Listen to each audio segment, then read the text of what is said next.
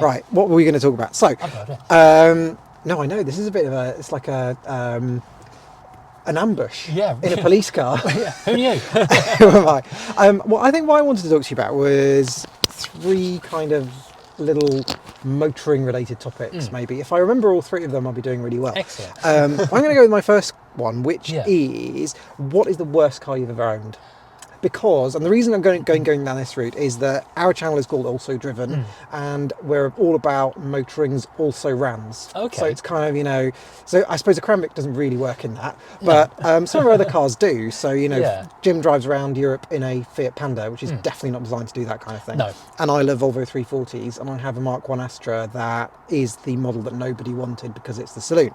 So that's kind of the theme of our little kind of joint project. Whether it will actually end up ever going anywhere as near as what yours has done, a tiny selection of that would be nice. That's more luck than judgment, so it could happen. Yeah, so what do you think, what's the worst car you've ever had? That's a really good question. You should have sent me an email list. Sorry. It's on our entire channel is kind of made up as you go along. This is very true. It wasn't planning to do any of this today, so this is good. Yeah, I don't think I've owned any really bad cars in there, bad cars in terms of design, are inappropriate for what they would be. They've always been pretty good. I think the top three bad cars would be a Mark III Escort, which actually is a bad car, come to think of it. Okay. I bought it purely because they were very cheap. Yeah. Back in the mid-90s, you could pick up a Mark III Escort for between £300 and £500. Yeah. And at work, we did big miles, abused them, and they got sometimes attacked by people who didn't want us turning up. And so we would get through cars quite frequently. I had a Mark 7 Escort as my first car. I think that's probably worse than the Mark III, because it took a Mark III and just cheapened it. Yeah, it was terrible. I really hated it because my parents had Volvos in the 90s, and they were always... My mum had a 340 and then a 440, and my dad had a 940 and 850. They were always quite quality cars. I bought my Escort. It was a 96 NREG. It was only 6 years old, so you'd think I thought it was quite a decent car. Yeah, it was 1995 from a Toyota dealership. That's a lot of money. I think it's more than I ever spent on a car in the 90s. I don't know. I was very fussy. I wanted an airbag. Okay. Wow. So that was my main criteria. And I got this 1.3 base model Escort, which is still the same kind of Kent engine that you probably would have had in your 1.3 in the 90s. Yeah. And I just hated it because it was, it still had that kind of vinyl on the door cards. Horrible hard plastic stuff. Hard plastics. And it had, the thing that really, really annoyed me most about it was when you open the rear doors, they didn't operate the courtesy light because they hadn't bothered to engineer a switch there. And it just felt so rubbish. Yeah, no, mine was very much the same. It was a poverty spec, bright orange, which was a terrible thing because basically we were news photographers, and a lot of what we did was undercover work. So a bright orange Mark III Escort was maybe not the best choice for doing news of the world, stings on criminals and that kind of stuff. But it was bad in every respect. It was uncomfortable, it was slow, it was noisy, it had an aftermarket sunroof which the catch had gone on, so you had to drive down the road one-handed to stop it from flying up and bouncing in the wind. Great at 70 miles an hour, and it was, did I mention unreliable?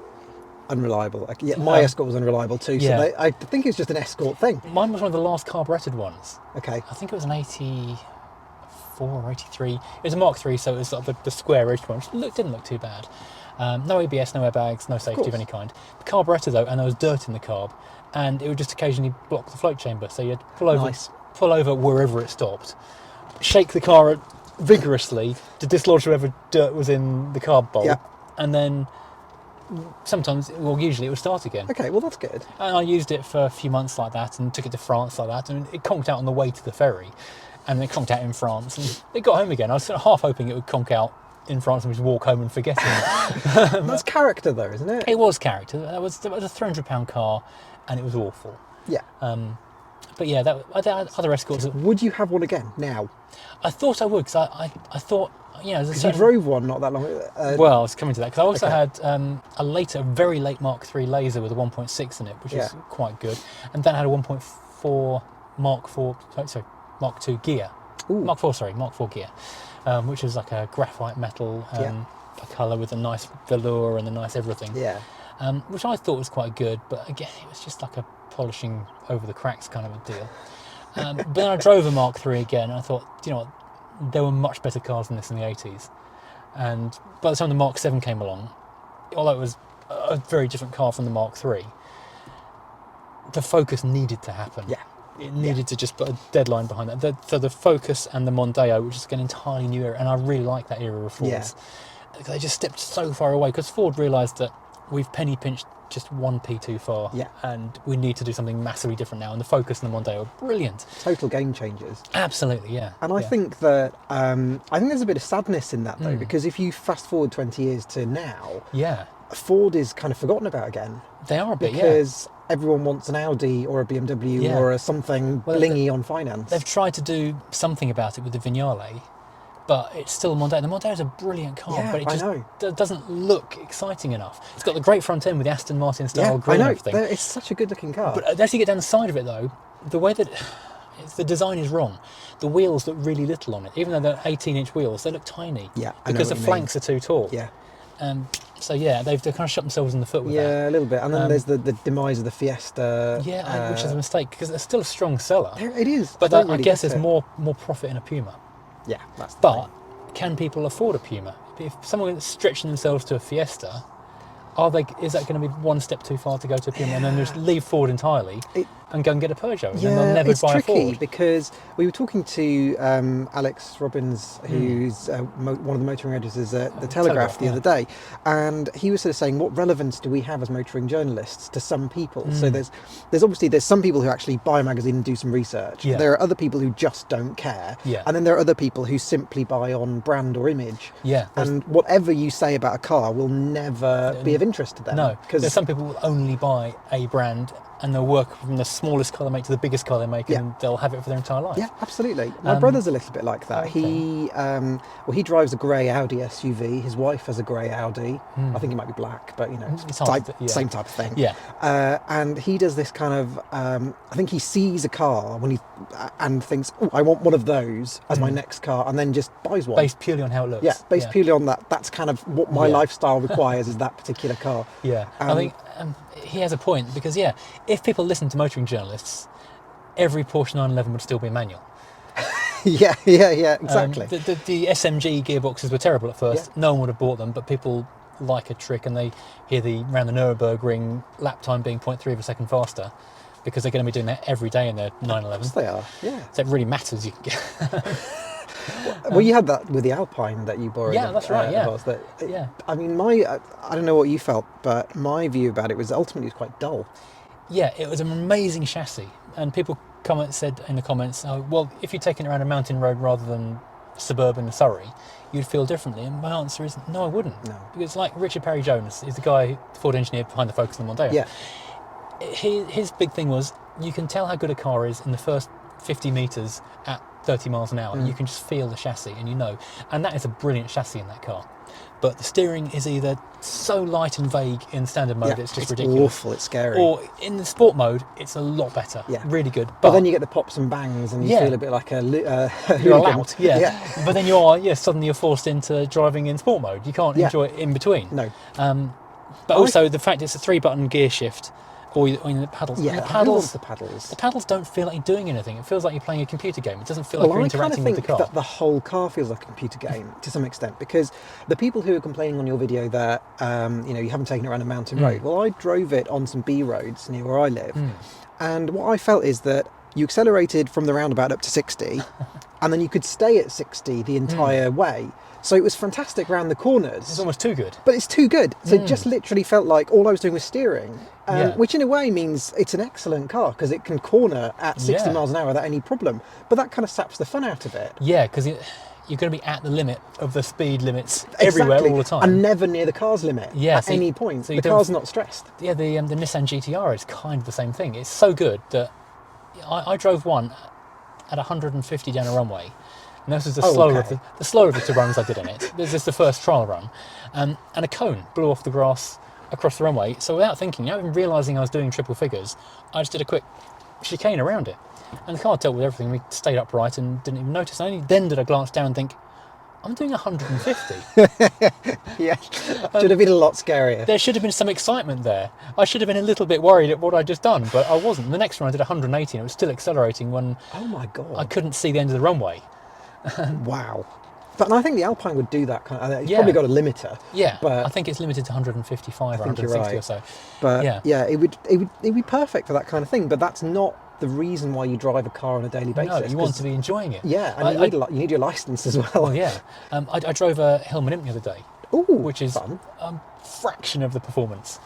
But it was also rear-engined. Yes. And no power steering, Yeah. no power brakes, no anything. But 30 miles an hour leaving the owner's estate, it felt so fun. Yeah. And then I got to B Road and it was just bliss. At 50 miles an hour, I think I took it to 60 as a maximum on a long open Yeah. straight road.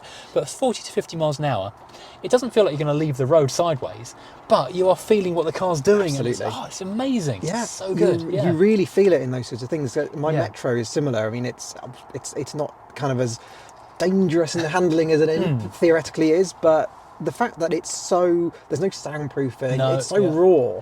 Like when Yeah. you're doing 55 miles an hour, you know you're Oh doing God, 55 yeah, you miles are an hour. on the limit, the raggedy edge. Yeah, absolutely. Or your ears can handle more Yeah. than anything, I suppose. yeah.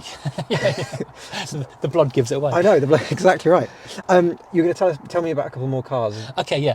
So the Escort was terrible, but because it was a terrible car, but it was also very much the end of its life at 300 quid. Yeah.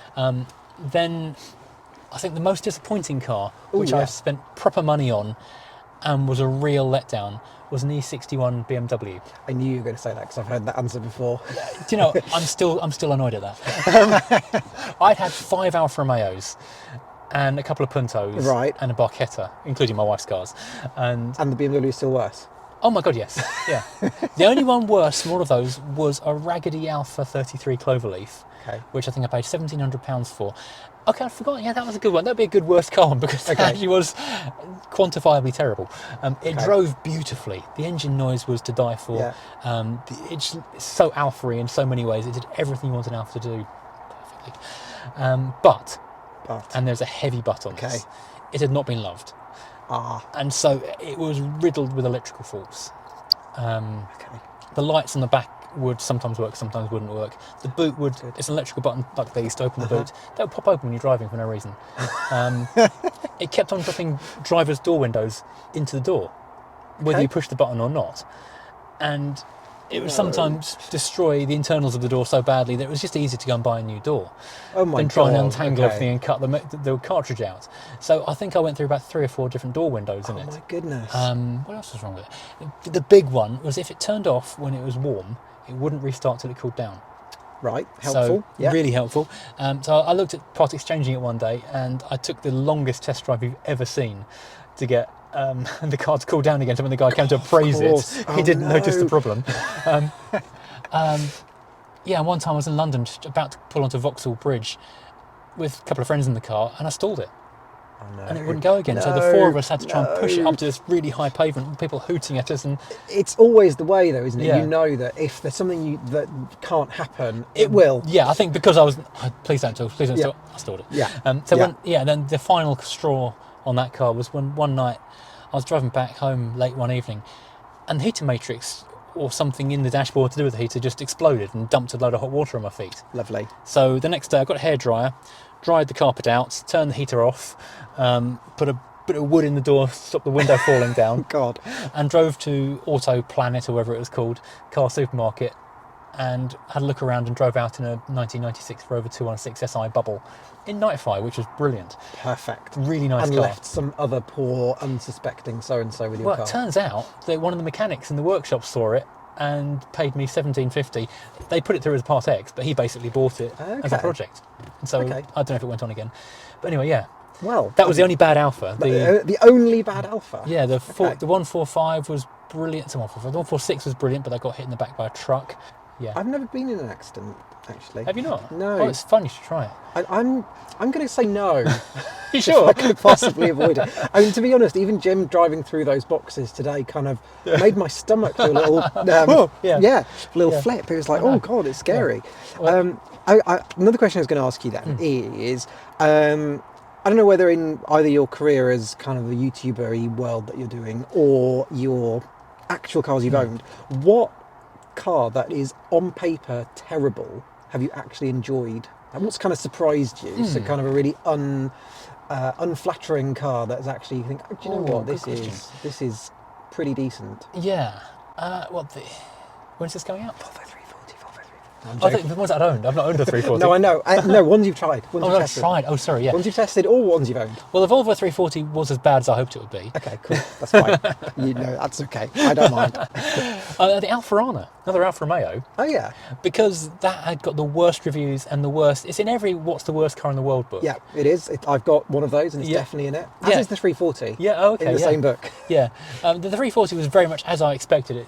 I didn't think it was a bad car, but it was exactly as described. It was kind of, it's heavy and it's slow, but that's not a surprise because it's a small Volvo that's built like a tank. Yeah. So it's going to be heavy and slow. Yeah, with an underpowered Renault engine. Yeah, so definitely. I wasn't disappointed. I was just, okay, this is exactly what I thought I'd get here. The Alna, though, was actually quite good. Okay. I mean, it wasn't as good as a full-fledged Alfa, but it was certainly better than a Nissan Cherry. Yeah, I suppose it would be. It had the great engine, it's got the nicest sound effects. Alfa did a lot to work over the suspension, and the crazy thing with an Arna, I've got a great review if you want to get more details on this. It's got Alfa Romeo front suspension and Nissan rear suspension. Okay. Which can make sharp corners a little interesting. Because the front's doing its thing going, this is awesome, and the back's going, oh my god! I'm holding on. It's basically just there to keep the back of the car off the road. Okay. But yeah, it gets slated as being this terrible, terrible thing. But the fact is, Alfa Romeo had zero cash. Like literally not a penny. And they were given the opportunity to do a tie-up with Nissan, and it was meant to be the first of a whole run of tie-ups that was going to do a whole bunch of cars in both directions and be a massive thing, but it ended up being just the one. That one. Yeah, so it was just a starter thing. So they took a Nissan Cherry and then they re-engineered it, put their engine in it and their wheels and their trim and their suspension effectively. So it was just basically a kind of a cheapo hatchback that's been Alfa-ized in a way. Effectively, yes. Yeah. And so as far as that goes, that was a great conversion. As you look at the car, it's got both Nissan and Alfa badges all over it. Yes, I know. There was one in, I think it was at the NEC, there was one, and I was looking over it, and it's Nissan, Alfa, Alfa. Exactly, okay, it's more Alfa than Nissan, even though it's badged than Nissan, this particular one that was in the NEC. Yeah. But the crazy thing was, the Nissan dealers hated it because they had their customers were used to only coming back once a year for a service and never coming back for anything else. Not even a bulb would go. Yeah. And they were furious because they were getting so many recalls, not recalls, but problems, niggles and things, and customers coming back and saying, sorry, they called it the Cherry Europe in their deals. It's got this and wrong. Whereas the Alfa dealers were going, this is amazing, we hardly ever see them. It's one of those stereotypes, isn't it? I was thinking the other day, I was reading, I suppose you do the same thing with buying older car magazines, which have reviews of the cars that you've got. Yes, yeah. I bought one. The last one I bought was a multi-car test. I don't even know what car. That was a car magazine. It was the Alfa 145 versus the Rover 200 VI versus a 306 XSI or GTI 6, which is another car I want to have. Yeah. So it's like, I don't know, a Golf GTI, which I'm not that fussed about the generation of. Is that the Mark III on that one? Mark 4, I think, the kind of big bulgy one. Yeah, Mark 3 is Mark 3. Mark 3 is the pedestrian one, I think. Yeah, the blandest of them. Yeah, I think so. Harsh. Not that I know. Not that I've ever driven any Golf GTI at any point, I don't think. that was the least GTI of the GTIs. But anyway, so that is basically a professional review of my garage as I would like it to be, with one more addition. Well, I like them because it's that kind of the stereotypes, which is what you were just talking about, kind of that from the 70s. Japanese cars are really reliable. Italian cars are really fun but will break you. Fords are good, reliable and boring. Vauxhalls will, they're a bit common but they're fine. And that kind of is the same. Yeah. Still now. Nothing's changed. Nothing has changed. Much sticks. And no matter how like I had an Alfa 156, which is one of the best cars I've ever owned. I don't know if I just preempt the question you're going to ask. No. But my favourite about the best, I don't care about that. The good ones go swing. My favourite car of all I've had is my Rover 2000, which I bought when I was 17. Ooh. And I love that car. It turned 50 years old last year, in the year that I had it 30 years. Oh wow, amazing. And I forgot to do anything about it. It never clicked in my head that all these anniversaries happened and I forgot. Anyway, the best car that I've loved most as an everyday car, apart from that, is an Alfa 156, which I bought as an end of the run from Alfa. It's one of the only 2 new cars I've ever bought brand new, because they were giving them out over a third off to get them off the forecourts. That's like 16 grand for a Losso. That's nuts. Yeah. Wow.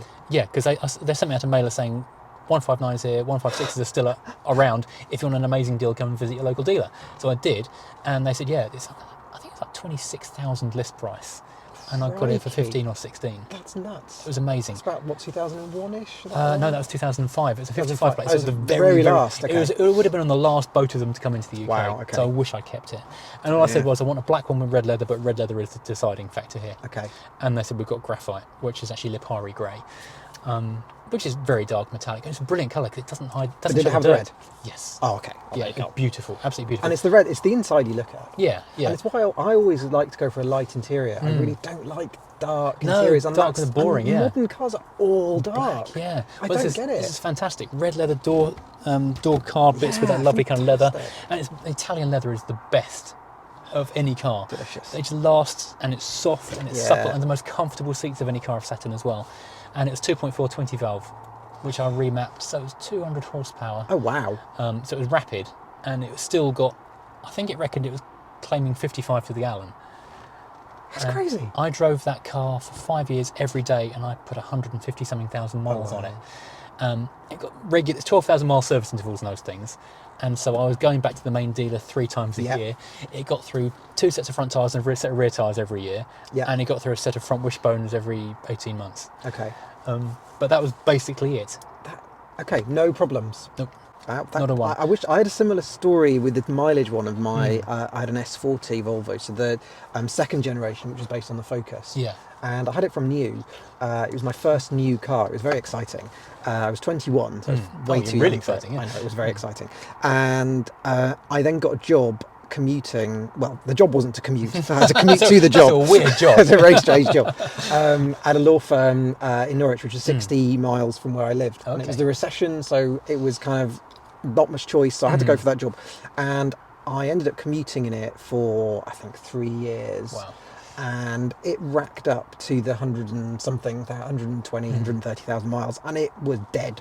Oh, by really? that point, it had the 1.6 Oh, HDI yeah, Ford engine in it, the Citroen Peugeot Ford one, Yeah, yeah. and it was just very unhappy. It sounded Wow. like an old tractor. That's interesting because billowing out black the smoke. Alfa, I was leaning on that car hard every day. After 150,000 hard miles. Well, there you go. Alphas are reliable. Yeah, That's and the take- 159 was also brilliant.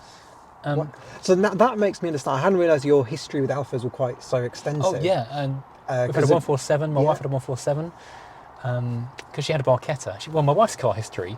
She had a Mark 1 Polo for her first car. A Mark 1 Polo. A-plate That's Polo. Amazing. Yeah, yes. the full-on bread van. Oh, that's Mark 2. Oh, is that Mark 2? Of course it is. There's a Yes. Mark 1 that used to be the yes, Audi that's 50. Right. Yes, That's why I was forget quite that one. shocked. Yeah, no, I always forget that one. I'm sorry. Yeah, and we wish we'd kept the number plate on that because it was RHS, like the flower show people. It wouldn't worth a fortune. It was 2 digits, like A56 RHS, I think it was. Cool. Really, pretty worth a fortune. We never thought to keep that plate. Anyway, she kept that. She loved the car because it's the first car, but it was properly basic and it was painful to drive and really crude. So she bought a utterly boggo base model Punto 55 SX. Mm-hmm. Yeah. So like wind-up windows, no aircon. Yep. I think ABS might have been on it. 1 airbag, that kind of thing. Yeah. But it Very felt mid-90s spec, isn't but it? it felt so modern and advanced compared to the Polo, and she loved that. It makes, I think 90s cars is where a lot of change happened. Yeah. Because for me, when I drive any of my 80s cars, I feel like I'm very aware. I'm kind of thinking, what's that noise? What's that smell? What's that sound? What's happening? You know, is it going to break? And they feel a little bit more tinny as well. Yeah, they're tinny, they're fragile. Yeah. And as soon as you go to the 90s kind of cars, I think where you had fuel injection came in and electronics were just that tiny bit more reliable. Yeah. You just feel like you can just go in it and go. So the little Cinquecento we've got, which is, it's a late one, it's a 98, but they ran from obviously 93-ish. Yeah. It feels, I was almost going to bring it today. Yeah. Until I realised it was like -2 when I left the house. Well, I thought, heated I seats. probably don't Yeah. want to do that. Yeah. And there's just something about it that it just feels perfectly competent in Yeah. a way that my 80s cars don't. It's such a strange I often say, sensation. I often say 90s is peak car. Yeah, Because it's the yeah. point where they evolved to the point of reliability and safety. Yeah. And also, it's before they got heavier and bigger and too much electronic intervention, so they're actually a lot of fun to drive. Yeah. And as economical now as they were then. Yeah, you still have So- that kind of mechanical Yeah, the interaction. connection. Yeah. Yeah, it makes such a difference. Yeah, so I'd say, the 90s is the best point. But she loved the Punto, so then she wanted something more fancy, so she got a 90 ELX convertible, which is basically a 1.6 Ooh. Sporting with an electric roof. Okay. So that was really nice, that car. That's fun. And she drove that until that was starting to feel worn out, and then she got a Barchetta instead. Nice. There was, but we were in Turin a couple of weeks ago, and they had a Barchetta in the Fiat Hub, which is kind of the Fiat's I'd love to go there. interior museum, and it was in that orange that they came in. Yeah. Oh, it looked beautiful, and I haven't really seen one in the flesh because I haven't seen them in years and years and years. They just vanished. It's one of the cars we really regret selling. Yeah, I bet. It's not on the DVLA anymore, but a lot of them got sent over abroad because people have holiday homes in France, Italy, Spain, wherever, and it's left-hand drive, so they can buy it in the UK, drive it over there, of course, and just keep it and not have to worry about MOTing and stuff because it's between countries. So we hope it's gone over there. But that'd be good. The first 3 months of its life, it leaked like a sieve. Oh no! And there's a terrible Fiat dealer over in Tunbridge Wells. Awful reputation, but they had it in stock, so they bought it from them. And they spent months not fixing it when they should have been doing it under warranty. So it was very wet. So that's kind of our decision to sell it. We needed a car with a boot for dogs because you've got a dog. And what I did say, and if it is now, I would have just instantly done it. But back then I was being more sensible. Why don't we just buy a cheap car for the dog? Yeah, speaking to someone else with multiple cars, it becomes the thing, doesn't it? You kind of think, I need to do this with my car. My car isn't very good at this. I'll just buy another car. Yeah, exactly. Yeah, add it to. It's fine. I'm so tempted. So at the minute, we're looking after that 500,000 mile Picasso. Oh yes, I want to see that. It's currently broken, but it's being fixed. Yeah. And so my partner is disabled and can get into the Picasso really well. Okay. It's just the right height. So now you're thinking. And I'm thinking, why don't we get a Picasso in order to just go on journeys where I need to take him along? Yeah. So keep the Volvo for journeys on your own. It's a long distance. Yeah. The Cinquecento for short journeys on your own. Yeah. Picasso for when he's. Yeah. And these are just winter cars. And then we got all the classics for the summer. Yeah. I think it makes perfect sense. I completely understand. Yeah. Anyway, I have one last question for you. Go on. Which is, what would you put your money on as a future classic? Okay. I have a guess that it was something from the 90s because we talked about 90s cars. That is the point, because cars always have this thing where they're expensive, then they kind of drop down, they tail off, and then they get to a real lull, and then they stop being appreciated and start climbing again. So the early noughties, end of the 90s, probably even early noughties really, because 90s is now already appreciating. From that period, anything that was either... It's reminiscence value. It's why pre-war cars are now worth so little, because no one remembers them. So the Mondeo I had, ideal, prime fodder, because everyone's dad had one. So much reaction to that video. Everyone's dad had one, or their uncle had one, or their neighbour had one. Everyone loved them, and they were great cars. Focus, much the same thing, because that was an absolute game changer. It really stepped everything away from the Escort, as we've already said. Yeah. And Ford's always guaranteed it's going to make money. That's the thing. My money would be on a Focus. Yeah. It's also they're easily to store as well because they're smaller. Yes, that's a good point. Practicality. On the same subject of small, R50 Minis. Yes. Because although they seemed huge at the time, and if you put a Mini Classic and a Mini R50 side by side, they are huge. Yeah. But compared with where the company has gone, where they're now bigger, they're looking at dropping the Clubman and only having the Countryman SUV instead, which is ridiculous. You currently can't even buy a manual one anymore. I read that today. Yeah, I think that's terrible. I think Mini have completely lost the point of who they are. They've lost what a Mini is. Yeah. It's just a BMW in a different skin, a bubblier skin. Yeah, exactly. Yeah, it's not the fun, useful, entertaining car it was. So the R50 Mini captured the spirit really well. Frank Stevenson did a great job on that. And so I think, the R50 Mini, maybe if you're going to go down the retro route, maybe the Volkswagen Beetle, new Beetle. It's not as much. I think that's definitely a lower echelon. Yeah, it's a tricky one, that one, because I think it never, when it was new, had that same cult following as the original did. It didn't. But the Fiat 500. The Fiat 500, Because if you look at how many of those there are, oh God, how many people had a 500 for their first car? Yeah, there must be. Yeah. There must be. That's a good point. So that's where the value comes in. If it's reminiscence, that's it, and that's why the Beetle, I don't think, ever will be quite that. It's a generation was slightly further away, and the money was slightly higher for the car itself. It's interesting. I think it's going to be curiosity value, but I think early EVs. Things like the first generation Honda Insight that looks like a UFO. Yeah, with the covered rear wheels. That's it. I would love one of those. The first Nissan Leaf. Yeah. Because those are now the cheapest EV you can buy, and they're just being currently run into the ground as throwaway EVs. Yeah. So find a good one of them with a battery that's not knackered. That's the problem, though, isn't it? Is the battery not knackered? Yeah. If you can get one of those that still does more than 50 miles.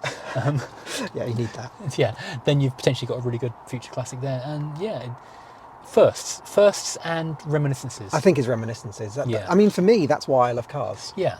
All the cars that I have either a personal reminiscence or a kind of they're on the street when I was growing up, and I knew someone who had it, and they've disappeared. Yeah. And that's why there are certain cars that I love and want, and why things like my Xantia, which is it's a great car, but it isn't one that quite fires my kind of spirit, because no one I knew ever had one. Yeah, I'm the same. Yeah, because there are people that are passionate about those things. Yeah. But I've only ever driven them on test drives for reviews. Yeah. I've got no one in my family or friends who's ever had even a Citroen. Yeah. But then for me, see, I'd love a BX because we went on holiday to France a lot, and they were everywhere. Yes, us too. Yeah. And they were just, I would covet them, early BXs, and so that's what I really want. But at the time when I was buying the Xantia, I didn't want another fragile 80s car, so I thought I'd move into the 90s, but that kind of lost that joy for me, and I need to remember to recapture that spark. Yes, well, the same thing, Renault 4s. All the years we've been to France and Italy as family holidays, Renault 4s, Fiat Pandas, saw them everywhere, and it was like the background. This is actually kind of why I've got this, because I've been to America quite a few times. And the first time I went there, New York, yellow cabs. It was in the wake of the Twin Towers. Yes. And the hotel we were in had a Lincoln Town Car limo. And they said, well, no one's here. You are the only guests in the hotel, which is how we got such a cheap holiday, basically.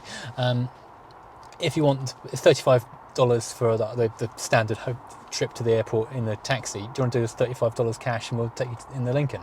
So my first trip to America went in a Crown Vic taxi and a Lincoln. Yes. And every trip subsequently, I've been in Crown Vics, I've seen Crown Vics, I've started taking photos of them because of the background, it's police cars. Yeah. As I sort of stopped being the default taxi, later trips I've sort of waited at taxi ranks for the Crown Vic to come around.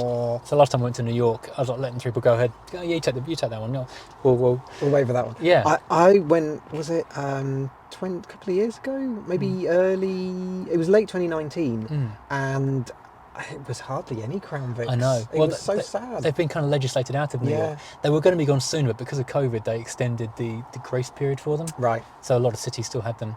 But yeah, it was sad because I hadn't realised that they had gone. Yeah, because they stopped making them in 2011. Yeah. But that's not that long ago. You'd think there'd still be some in, but there was almost nil. No, but I think by the time that happened, I think that it was only the police buying them at that point. True. So the taxis, I think, stopped in 2008, from memory. And a lot of them are ex-police cars, and police forces have started running them into the ground. Yeah, because they love them. Yeah, they didn't want to replace them because the ones that came after they weren't as fond of. No. And so they've kept them as long as they possibly can, and so there's less supply. I don't know, but that's the thing with cars, isn't it? It's that emotive thing. Absolutely, and why it's exactly. I love that story of you standing there waiting for the Crown Vic. That's exactly the kind of thing I would do. Yeah. So I'm going to call it an end there, because that brings us full round circle to what we're sitting in right now. So explains why we're in it. Yeah. To be honest. So thank you very much for that you're chat. welcome. Oh, really appreciate it. And I don't know when we'll release it. No idea. No. But whenever. But we'll get there when I get editing. So thanks very much. Excellent. No, thank you. Appreciate it. Cheers. Okay.